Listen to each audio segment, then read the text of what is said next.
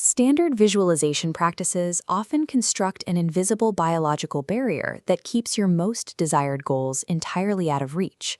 Many people practice visualization for years without seeing their reality shift. Dr. Gabriella Oettingen identified this specific stall in her research, labeling it the fantasy paradox. Her data shows that when we imagine a positive future, our blood pressure drops and the nervous system relaxes into a state of completion. The brain interprets this relaxation as a sign that the work is finished. By picturing a hypothetical future, you inadvertently signal to your brain that you have already arrived, which shuts down the biological drive needed to take action. This creates a biological loop where dreaming about a goal actively prevents its achievement. Breaking this cycle requires a different method of communicating with your timeline. There is a group of high achievers who move toward their goals with high precision because they don't treat the future as something they are building, they treat it as something they are recalling. This relies on a process called episodic simulation. Usually, when you imagine a new future, you fire the frontal cortex, which builds the scene through effort and logic. However, framing that same scene as a memory activates the hippocampus and the amygdala, the parts of the brain responsible for lived experience. When these areas engage, the nervous system registers the visual signal as an event that has already occurred. Using memory centers in this way changes how your biology processes your intentions, turning a distant wish into a recorded fact for the brain to follow.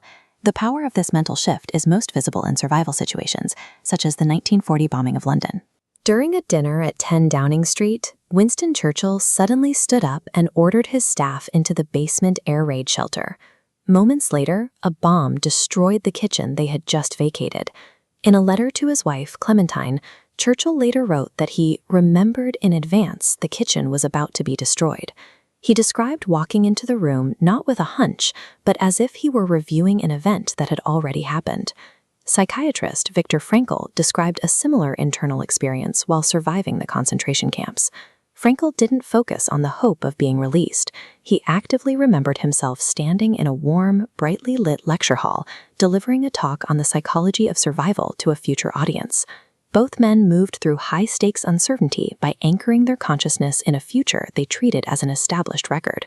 Theoretical physics offers an explanation for why reality seems to align with these memories.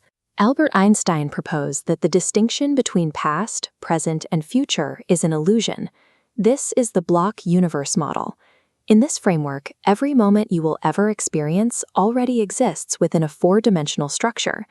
If we view reality as a rendered simulation, memory functions as the system's log file, the data that tells the engine what to render next.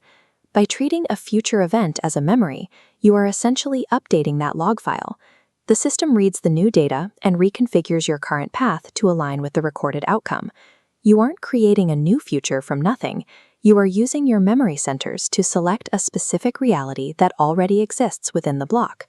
To apply this, you must shift your internal language. Stop wishing for outcomes, which signals a lack.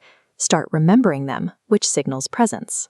In 1955, Neville Goddard introduced a practical tool for this shift, a three-word phrase that bridges the gap between desire and reality. To use it, sit quietly and relax your nervous system.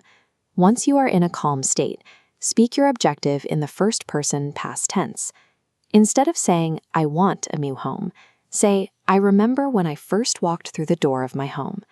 This small grammatical change tells your nervous system the event is already part of your history. The version of you that has already achieved your goal exists right now. You are simply using your memory to find them. What will you choose to remember tonight? If you found this useful, subscribe and share this video. Join us as we continue to explore the mechanics of the timeline.